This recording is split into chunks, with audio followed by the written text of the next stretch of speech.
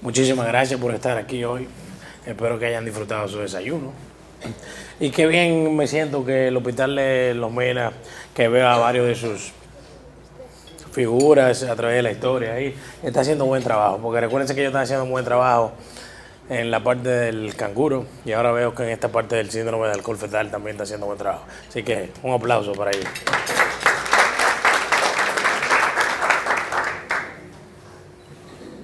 Vamos a hablar un poquito sobre alcohol fetal, aunque muy bien mis colegas que me precedieron dijeron básicamente que eso es un problema en mujeres embarazadas en donde el feto se ve afectado en diferentes aspectos, en la parte física, en la parte de comportamiento y a nivel de neurodesarrollo. Y fíjense, yo pongo aquí una cosita sobre el alto costo. Ahí nos habló un poquito, pero los que están en el programa saben que esos niños tienen tantos problemas que a nuestra sociedad nos cuesta mucho. Esto es una de las cosas donde yo creo que la prevención es importante. Fíjese, a veces usted puede tener un cáncer, eso no lo puede prevenir, pero si puede tener un niño que no se afecte por este síndrome, simplemente educando a las madres, por eso es bueno que la educación es importante, porque es algo que es 100% prevenible. Entonces, hay varias cosas y espectro del síndrome de alcohol fetal. Tenemos el síndrome de alcohol fetal per se, pero también está el síndrome de alcohol fetal parcial, problemas de neurodesarrollo asociado al alcohol y defectos de nacimiento asociados al alcohol. O sea que hay varias categorías en donde lo vamos a analizar. El síndrome de alcohol fetal, que es que la gran mayoría de nosotros conocemos, el niño o la niña debe tener dos características o más faciales. Ahorita yo le pongo algunas foticos sobre eso. Debe tener alteración del neurodesarrollo. Estos niños hacen retraso del crecimiento intraútero, van con restricción de crecimiento y ese retraso de crecimiento le persiste a través del periodo neonatal, muchas veces en la infancia y hasta la adultez. Y tiene que haber una afectación importante de la estructura del sistema nervioso central. ¿Cuándo es parcial? Parcial se puede dividir en dos, si tiene una exposición documentada o sin exposición documentada. En la exposición documentada, más o menos lo mismo, dos características faciales y alteración del neurodesarrollo. No hay tanto problema estructural, pero sí a nivel de neurodesarrollo.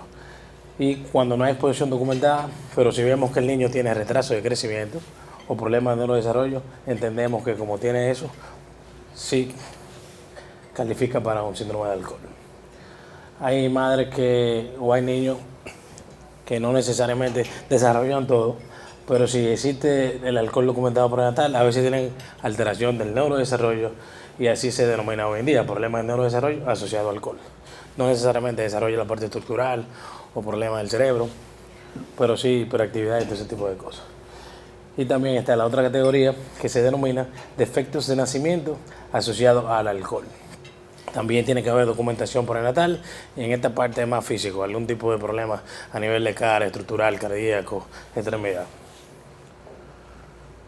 Saben que la patogénesis de esto es que, sobre todo a nivel de lo que es el cerebro, existe la reducción en diferentes áreas, no solamente en la parte frontal, sino también en la parte que coordina movimiento, lo que es cerebelo, a nivel de núcleos talámicos también. El cuerpo calloso sufre, ustedes saben que el cuerpo calloso cuando se adelgaza y no transmite bien la señal, hay problemas. Esto afecta la parte cognitiva, nos da dismorfología y nos da problemas neuropsiquiátricos también. Y nos afecta la coordinación motora. Yo creo que un slide importante es sobre la cantidad segura. La gente dice, no, pero 6 jumbo, yo creo que nadie sabe que eso no es seguro, ¿verdad? Pero siempre dice, no, pero un traguito, doctor, un traguito, yo no puedo. Yo creo que la educación de decirle, mire señora, no, lamentablemente usted puede tener problemas en cualquier parte cualquier trimestre del embarazo, lo más seguro y lo mejor es que usted no consuma ningún tipo de alcohol. Porque el feto no puede eliminar bien el alcohol. A mí un dato que me pareció interesante es que las madres eliminan el alcohol mucho más rápido, pero el feto solamente lo elimina de un 3 a 4% de cómo lo elimina la madre. O sea que un feto que se expone al alcohol, eso se va a recircular en el líquido amniótico. Así que no existe cantidad segura. Y como yo le decía, todos los trimestres sufren. A nivel de primer trimestre, sobre todo las anomalías faciales, ese labio fino y las anomalías estructurales pueden ocurrir. A nivel del segundo trimestre, muchas de estas mujeres tienen abortos espontáneos. A nivel del tercer trimestre, afecta la parte estructural y morfológica, sobre todo lo que es las medidas antropométricas. Ese niño es pequeño, tiene restricción, tiene bajo peso, tiene microcefalia y tiene baja talla. O sea que todos los trimestres sufren, por eso el mensaje en todas nuestras consultas prenatales es que no debiera de consumir. Algunos numeritos y de la epidemiología, si nos vamos a nivel de prevalencia en Estados Unidos, 1.5% de todos los embarazos, a nivel de distintas regiones europeas, 2% en algunas, menos en otras, 0.1%. El más común de lo que yo les describí es el parcial, no siempre están todas las categorías y todas las manifestaciones presentes, pero cuando hay presencia de alcohol y uso de alcohol, si tienen algún problema, ya sea estructural, ya sea a nivel neurodesarrollo o a nivel cerebral. Y la prevalencia aumenta, obviamente, con el mayor consumo. Por ejemplo, en la población general de Estados Unidos se habla que hay un consumo de 12%. Entonces la tasa de síndrome alcohol se estima alrededor del 0.2%. En sitios donde hay más consumo, obviamente aumenta más la prevalencia. Es una relación directamente proporcional. Por ejemplo, en un centro de adopción existía un consumo de 35% y la tasa aumentaba. Fíjense que aquí en un 12%, 0.2%, pero si aumenta a 35%, la tasa de síndrome alcohol fetal aumenta a 1%. Lo mismo en el estado de Washington, por ejemplo, en un centro donde hay muchas madres que están afectadas por esto, el consumo de 100% aumenta. O sea, yo creo que ustedes tienen la idea, que es algo directamente proporcional. Tanto las madres como los niños tienen factores de riesgo. El factor de riesgo es que si usted tiene un hermano o una hermana con síndrome de alcohol fetal, a veces eso se perpetúa. Su madre todavía no ha logrado superar esta adicción y puede tener otros niños. Hay familias con, lamentablemente, varios niños con esto. Los niños que están en orfanatos también, los niños que están en cuidados psiquiátricos también es un factor de riesgo, y los niños que lamentablemente están en nuestras cárceles también tienen factor de riesgo, ya son más adolescentes. Pero del otro lado de la moneda también existen factores de riesgo maternos a mayor edad. Pobre visita prenatal, yo creo que siempre es importante que mientras más se acuda al médico y mejor control haya, mucho mejor será el porvenir de esa diada madre e hijo.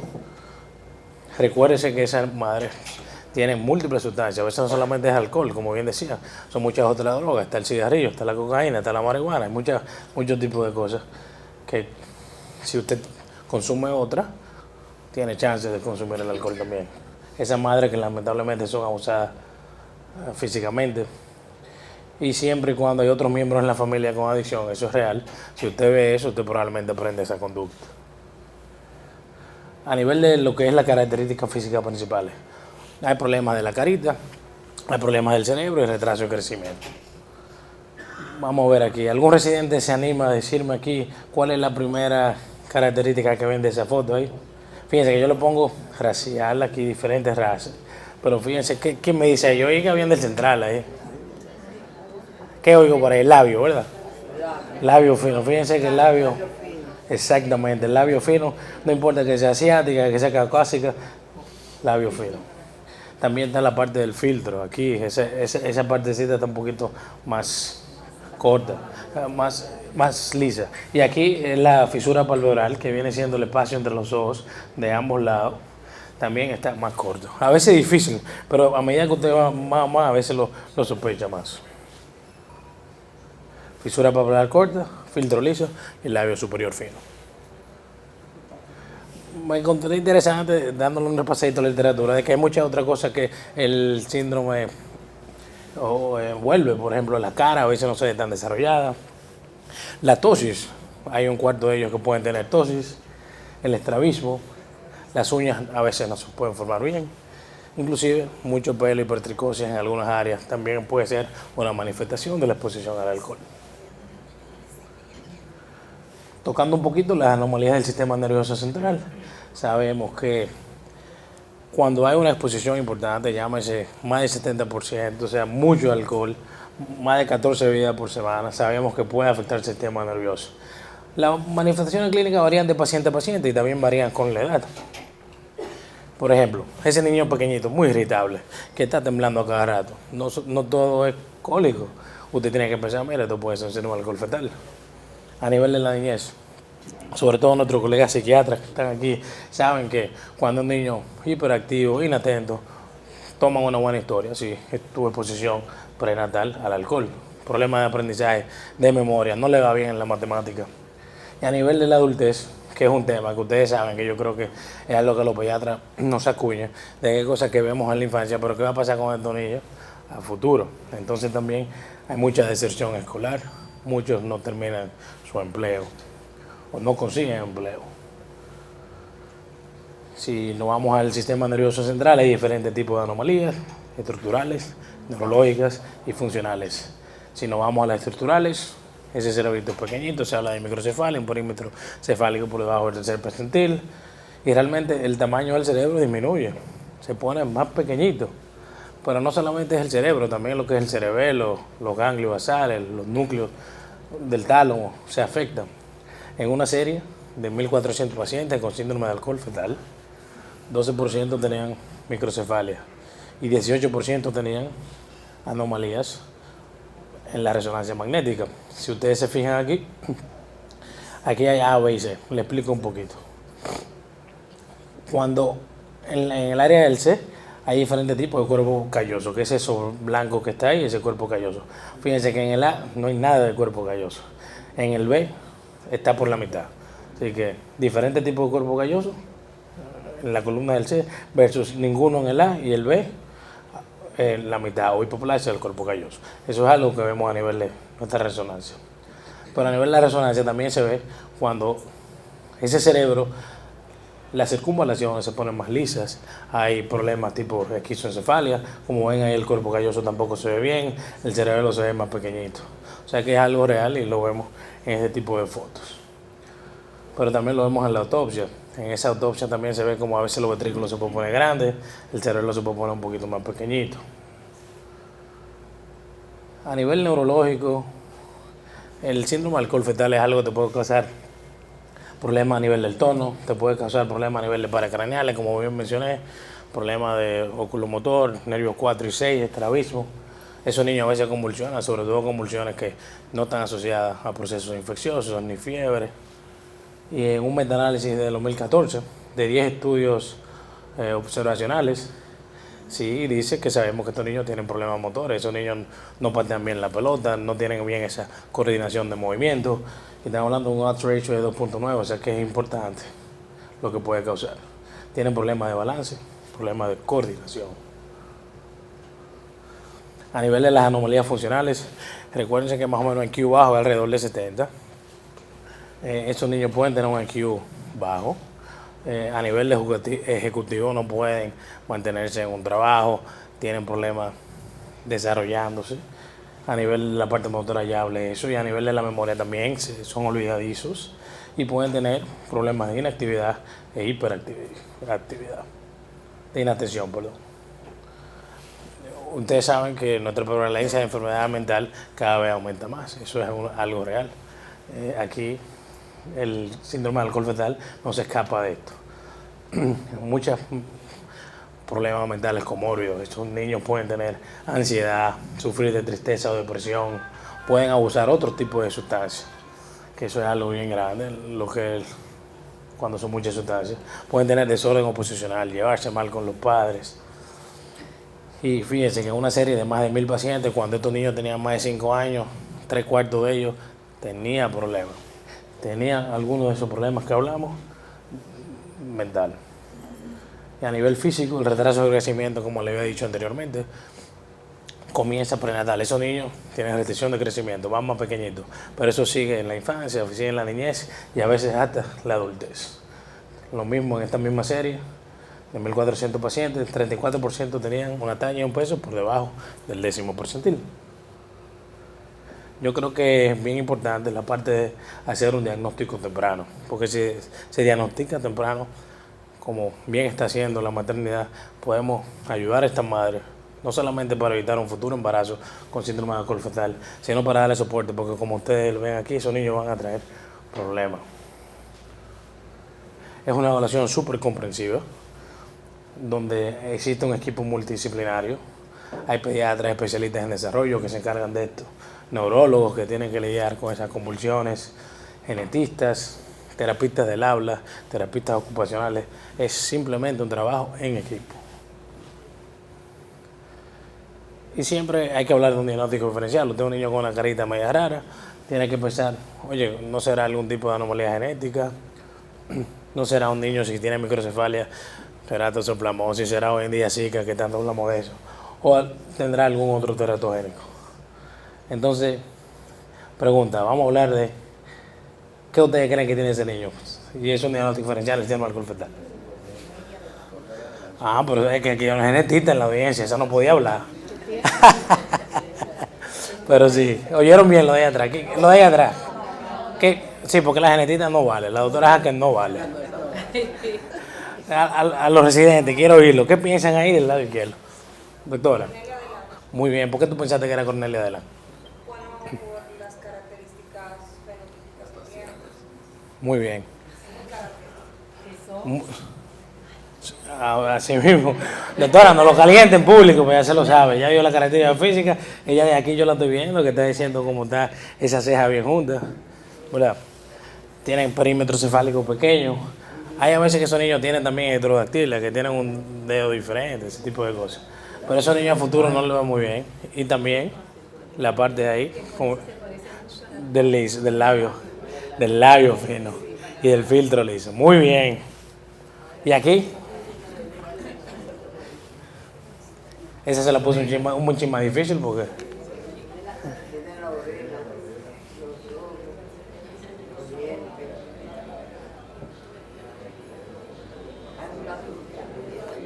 ¿Qué piensan de ese síndrome?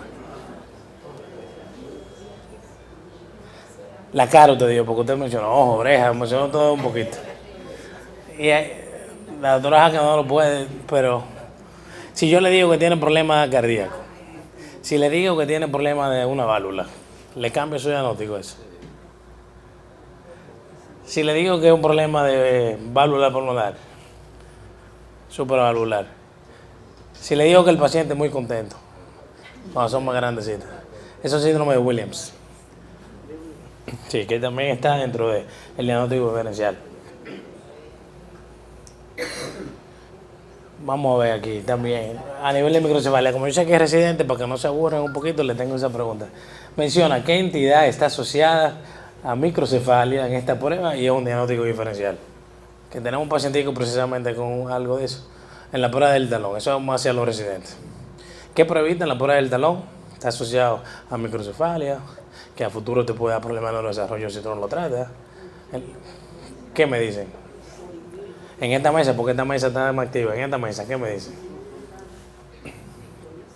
Que está en la pruebita del talón, problema del metabolismo de proteínas, de aminoácidos específicamente, el precursor es la tirosina, el problema de PKU, fenilalanina hidroxilasa, también te puede dar microcefalia, un diagnóstico diferencial. Y a nivel de tips para el manejo, se ha hablado de lo que son grupos de soporte. Yo creo que eso es importante, tener grupos de soporte hoy en día en todo.